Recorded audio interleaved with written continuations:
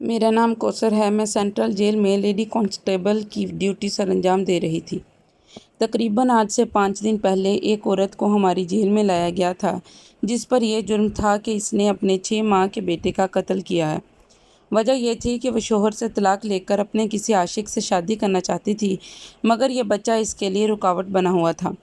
جب اس نے بچے کو قتل کیا تو اس کے شوہر نے اسے پولیس کے حوالے کر دیا تھا اور اس نے اپنا جرم بھی قبول کر لیا تھا۔ اب 1 ماہ بعد اسے سزائے موت ہو جانی تھی اور میری ڈیوٹی اس عورت کے ساتھ لگائی گئی تھی۔ اس عورت کا نام حمیرہ تھا۔ آج اس کا شوہر اس سے ملاقات کرنے آیا تھا۔ وہ کہنے لگا، حمیرہ، تم نے ہمارے بچے کے ساتھ کتنا ظلم کیا ہے۔ میں جانتا ہوں کہ تمہیں مجھ سے نفرت تھی، مگر تم نے اس بچے کی جان کیوں لی؟ میرے کانوں میں اس کی کلاکریوں کی گونجتی رہی تھی۔ میں تڑپتا رہتا ہوں، ایک لمحے کے لیے بھی میری آنکھوں کے سامنے سے احمد کی شکل نہیں ہٹتی۔ مجھے وہ بہت یاد آتا ہے۔ حمیرہ، تم نے یہ سب کیوں کر دیا؟ تم اگر اسے جان چھڑوانا چاہتی تھی تو تم اسے میرے سپرد کر کے چلی جاتی۔ میں اف تک نہ کرتا، مگر تم نے میرے بچے کی جان کیوں لی؟ حمیرہ کا شوہر پھوٹ پھوٹ کر رو رہا تھا۔ یہ منظر دیکھ کر میرا دل کٹنے لگا۔ پھر اس کا شوہر بولا، میں جانتا ہوں تم کاشف کو پسند کرتی ہو، اسی وجہ سے تم نے اپنے بچے کو مارا ہے تاکہ پھر میں تمہیں طلاق دے دوں اور تم مجھ سے شادی کر لو۔ مگر تمہیں یہ علم کہاں تھا کہ تم تو جیل کی سلاخوں کے پیچھے آ جاؤ گی۔ اب مجھے بتاؤ میں کیا کروں؟ میں کہاں جاؤں؟ تم نے تو اپنے عاشق کے آگے میرا ہنستا بستا گھر اجاڑ کر رکھ دیا ہے۔ تم نے میرا بچہ مار دیا ہے اور اب تم جیل میں بیٹھی ہو۔ حمیرہ اب بھی کچھ نہیں بولی تھی، جبکہ اس کا شوہر ایسے ہی اداس کی باتیں کرتا جا رہا تھا اور پھر 1 گھنٹے کے بعد اٹھ کر چلا گیا۔ اور تب مجھے ساری کہانی سمجھ آئی تھی۔ ایک ماں کی آنکھوں پر محلے کے لڑکے کے عشق کی پٹی بندھی ہوئی تھی، جس کی وجہ سے اس نے اپنے بچے کی جان لی تھی۔ اسے اپنے بچے پر ذرا بھی ترس نہیں آیا تھا۔ مجھے حمیرہ سے مزید نفرت ہونے لگی۔ 2-3 دفعہ میرے سامنے ہی حمیرہ کے ساتھ قیدی عورتیں لڑنے لگی تھیں، مگر میں نے انہیں روکنے کی کوشش نہیں کی تھی۔ 1-2 عورتوں نے حمیرہ کی درکت میں بنا دی تھی اور مگر میں ان دیکھی کر رہی تھی۔ دراصل یہ سب دیکھ کر مجھے سکون ملا تھا۔ خیر، کافی دن گزر گئے تھے۔ حمیرہ ابھی تک بالکل چپ چاپ رہتی تھی۔ ایک دن حمیرہ کی ایک ملاقات آئی تھی۔ میں بڑی حیران ہوئی کہ اب اسے ملنے کون آیا تھا، کیونکہ اسے قید میں 1 ماہ ہو گیا تھا۔ آج حمیرہ کی ماں اسے خود ملنے آئی تھی۔ میں یہ سوچنے لگی کہ آج سے پہلے اس کی ماں کہاں تھی، وہ اپنی بیٹی سے ملنے کیوں نہیں آئی۔ خیر، حمیرہ کی والدہ اپنی بیٹی سے ملاقات کر کے واپس جانے لگی تو مجھے دیکھ کر رک گئی اور کہنے لگی، میری بیٹی کا خیال رکھا کرو، وہ بہت معصوم ہے، اس کے ساتھ بہت بڑی زیادتی ہوئی ہے۔ جیل میں قیدی عورتیں بھی اسے مارتی ہیں، تم میری بچی کی حفاظت کر کے اسے دعائیں لیا کرو۔ میں ماتھے پر بل ڈال کر بولی، اگر تیری بچی اتنی ہی معصوم ہوتی تو اپنے بیٹے کو نہ مارتی اپنے عاشق کے پیچھے۔ یہ بات سن کر حمیرہ کی امی کی آنکھوں میں آنسو آ گئے تھے۔ وہ بولی، میری بیٹی بے قصور ہے، اس کے شوہر نے ہی اپنے بیٹے کو مارا ہے۔ میں نے نفی میں سر ہلا دیا تھا۔ حمیرہ کی امی کہنے لگی، میں اپنی بیٹی کے لیے بڑی عدالت جاؤں گی اور وہ باعزت بری ہو جائے گی۔ مجھے امید ہے کہ عدالت کی طرف سے اسے انصاف مل جائے گا۔ میں بولی، بی بی جی، اپنی قاتل بیٹی کو چھڑوانے کی کوشش نہ کرو۔ یہ بری ہو گئی تو یقیناً تم اس کی شادی آگے کر دو گی اور وہاں بچے پیدا ہوں گے تو پھر یہ ان کو بھی مار دے گی۔ سارا گناہ تمہارے سر چڑھے گا۔ مجھے بتاؤ، جب اللہ تعالیٰ قیامت والے دن تم سے پوچھے گا تو تم کیا جواب دو گی؟ حمیرہ کی امی نے مجھے شکوہ بھری نظروں سے دیکھا اور بولی، تم خدا نہیں ہو، تم ایک لیڈی کانسٹیبل ہو، جو تمہاری ڈیوٹی ہے اسے ہی اچھے سے نبھا لو۔ اتنا کہہ کر وہ چلی گئی تھی، جبکہ مجھے گہری سوچ میں مبتلا کر گئی تھی۔ اس کی بات سچ بھی تو ہو سکتی تھی، کیا پتہ سچ میں حمیرہ بے قصور ہو۔ اب اگر کوئی قیدی عورت حمیرہ کے ساتھ بدتمیزی کرتی تو میں فوراً اسے روک دیا کرتی تھی اور یہی کہتی کہ اس کے ساتھ ایسا سلوک نہ کرو۔ اب اس پر کوئی ہاتھ بھی نہیں اٹھاتا تھا۔ میں نے دیکھا تھا کہ حمیرہ ہر وقت اداس اور پریشان سی رہتی تھی، شاید اسے اپنے بچے کی جان لینے کا دکھ رہتا تھا۔ پھر چند دن اور گزرے تو ایک لڑکا حمیرہ سے ملنے آیا۔ میں نے پوچھا کہ تمہارا نام کیا ہے تو وہ کہنے لگا، میں کاشف ہوں۔ یہ بات سن کر تو میرے کان کھڑے ہو گئے تھے۔ یقیناً یہ حمیرہ کا عاشق تھا۔ میں نے ان دونوں کی ملاقات کروا دی تھی اور اس بار بھی میں پاس ہی کھڑی تھی۔ مجھے بڑا تجسس تھا کہ آخر یہ کیا باتیں کرتے ہیں، اس لیے میں جان بوجھ کر ان کے ارد گرد ہی چکر لگاتی رہی تھی۔ کاشف بار بار یہی کہہ رہا تھا کہ حمیرہ، تم نے اپنے بچے کی جان لے کر اچھا نہیں کیا۔ تم مجھے پسند کرتی تھی، مجھے بھی تم اچھی لگتی تھی، مگر اس کا یہ مطلب تو نہیں تھا کہ تم اپنے بچے کی جان لے لو۔ اب اگر تم جیل سے چھوٹ بھی گئی تو میں تم جیسی قاتل لڑکی سے شادی نہیں کروں گا۔ اتنا کہہ کر کاشف چلا گیا تھا اور حمیرہ بت بنے اسے دیکھتی رہی تھی۔ تب میں آپ میں بولی، دیکھ لیا، یہ دنیا کے رشتے ایسے ہی ہوتے ہیں، کوئی کسی کا نہیں ہوتا۔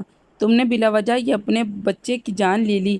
وہ بس مجھے دیکھ کر رہ گئی تھی، اس نے آج بھی مجھ سے کچھ نہیں کہا تھا۔ اب میں حمیرہ کی کہانی جاننا چاہتی تھی۔ مجھے شوق ہونے لگا تھا کہ آخر اس کے پیچھے کیا وجہ تھی کہ جو اس نے اپنے ہی بچے کی جان لے لی۔ کاشف کی محبت کیا ممتا سے بڑی ہو گئی تھی؟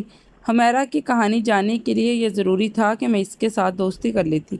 اس لیے اب میں اس پر غصہ نہیں کیا کرتی تھی اور اسے تاکید کیا کرتی تھی کہ کھانا کھا لو، کیونکہ وہ کھانا فقط زندہ رہنے کے لیے ہی کھا رہی تھی، وہ تو ہڈیوں کا ڈھانچہ بن چکی تھی۔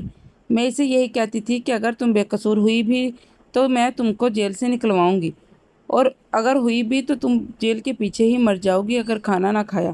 دنیا والوں کو تم یہ نہیں بتا پاؤ گے کہ تم بے قصور ہو۔ وہ یہ سب سنتی رہتی تھی اور پھر ایک دن مجھے کہنے لگی، میں زندہ نہیں رہنا چاہتی، میں لعنت بھیجتی ہوں ایسی زندگی پر، میں مر جانا چاہتی ہوں، مجھے یہ دنیا ہی اچھی نہیں لگتی۔ اب مجھے محسوس ہوا تھا کہ حمیرہ کے خاموش رہنے کی یہی وجہ تھی کہ وہ ڈپریشن کا شکار ہو چکی تھی۔ ظاہر سی بات ہے، انسان وقتی محبت کے جال میں پھنس کر اگر اپنے بچے کو نقصان پہنچا بھی دے تو وہ بعد میں یہ سب سوچ سوچ کر پاگل ہی ہو جائے گا۔ مگر اب وہ اسے یاد کرتی تھی، شاید اسے اپنے بچے کو مار دینے کا صدمہ ہو گیا تھا۔ وہ مر جانا چاہتی تھی، وہ زندہ نہیں رہنا چاہتی تھی۔ اس کی امی نے کہا تھا کہ میں بڑی عدالت میں تمہارا کیس لے کر جاؤں گی، مگر حمیرہ نے اپنی امی کو اپنے سر کی قسم دے کر ختم کروا دیا اور کہا تھا کہ آپ مجھے سزا کاٹ لینے دیں، میں بری نہیں ہونا چاہتی۔ مگر پھر بھی اس کی امی نے اپنی بیٹی کے لیے عدالت میں دوبارہ اپیل کر دی تھی۔ پہلی پیشی پر میں اس کے ساتھ نہیں گئی تھی کیونکہ دوسری کانسٹیبل چلی گئی تھی۔ جب وہ واپس آئی تو میں نے پوچھا کہ تم نے جج سے کیا کہا، تو حمیرہ میری آنکھوں میں آنسو ڈال کر بولی، میں نے عدالت کے سامنے اعتراف جرم کر لیا ہے اور ان سے کہا ہے کہ میری سزا پھانسی ہے اور پھانسی سے کم نہیں ہونی چاہیے۔ اس کی بات سن کر میں ایک دم سے چونک گئی تھی، اس کے پیچھے کیا وجہ ہے؟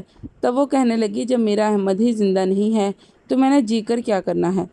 پھر میں بولی، تم نے احمد کو قتل کیوں کیا تھا؟ حمیرہ کہنے لگی، ہاں، مجھے احمد کو قتل نہیں کرنا چاہیے تھا، مجھ سے بہت بڑی غلطی ہوئی ہے۔ اب وہ مجھ سے کھل کر اپنے دکھ کا اظہار کرنے لگی تھی، مجھ سے بھی بات کر لیا کرتی تھی۔ مجھے ایک دن کہنے لگی، میرا احمد میری طرف دیکھ کر مسکراتا رہتا تھا اور مجھے باتوں سے اشارے کر کے اپنے پاس بلاتا تھا۔ جب میں کام کاج کر کے واپس آتی تو وہ میری طرف دیکھ کر مچل جاتا تھا اور کہتا تھا کہ مجھے اٹھا لو، پر میری مجبوری تھی، میں اسے اٹھا نہیں پاتی تھی۔ میں اس کی بات سن کر چونک گئی تھی۔ میں بولی، تمہاری کیا مجبوری تھی کہ تم اپنے بچے کو ہی نہیں اٹھا پائی؟ تب میں نے اس کا چہرہ زرد ہوتے ہوئے دیکھا تھا۔ اس نے جلدی سے اپنے آنسو صاف کیے اور لیٹ گئی اور کہنے لگی، مجھے نیند آ رہی ہے، تم یہاں سے جاؤ۔ اب مجھے لگنے لگا کہ شاید حمیرہ قتل کرنے سے پہلے بھی اپنے بچے پر ظلم کرتی رہتی تھی، ہو سکتا ہے کہ اسے دودھ کے لیے بھی ترساتی ہو۔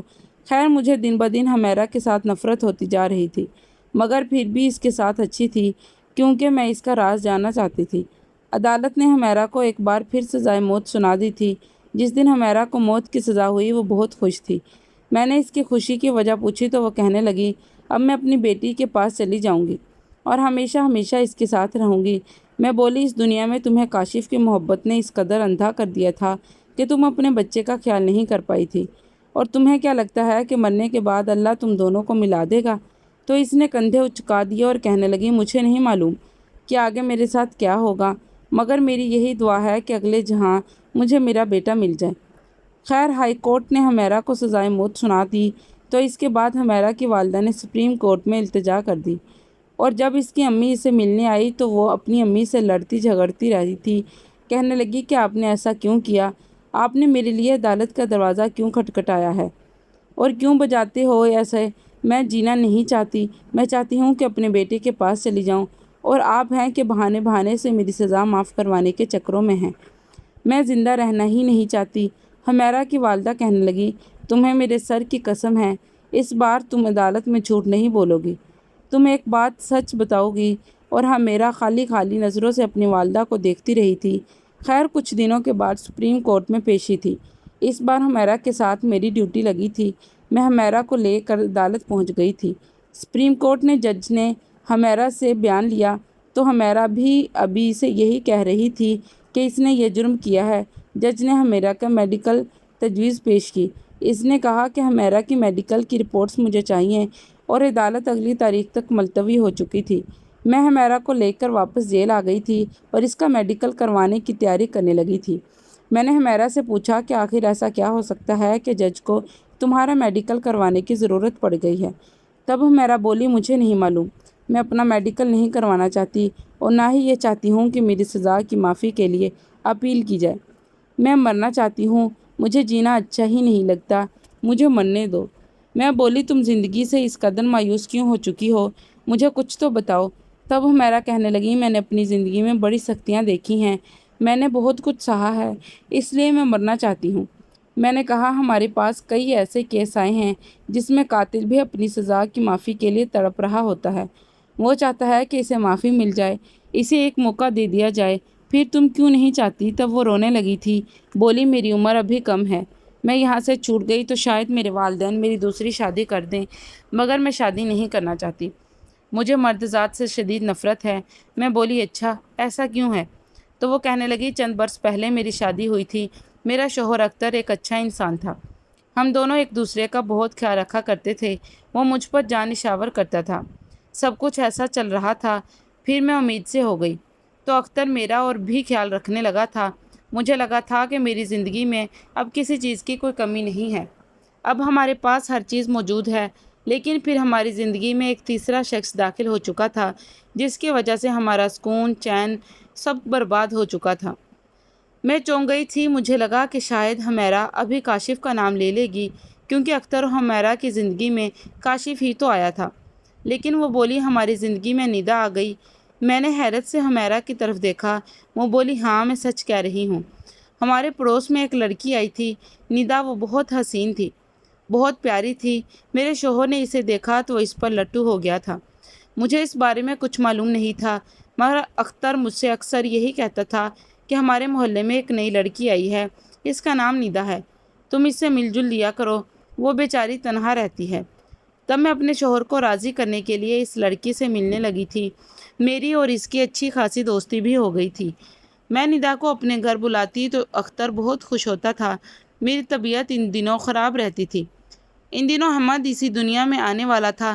تب اختر مجھ سے کہتا کہ تم ندا کو اپنی مدد کے لیے بلا لو، اور میں اکثر ہی اسے بلا لیا کرتی تھی، مگر مجھے کہاں معلوم تھا کہ یہی عورت میری خوشیوں کی قاتل نکلے گی۔ اور پھر ایک دن ندا میری کچن میں چائے بنا رہی تھی اور میں اپنے کمرے میں لیٹی آرام کر رہی تھی۔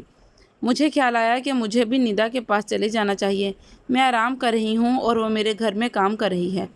اس لیے میں کچن میں گئی تو یہ دیکھ کر حیران رہ گئی کہ ندا اور اختر رنگے ہاتھوں پکڑے گئے اور پکڑے بےہودہ باتیں کر رہے تھے۔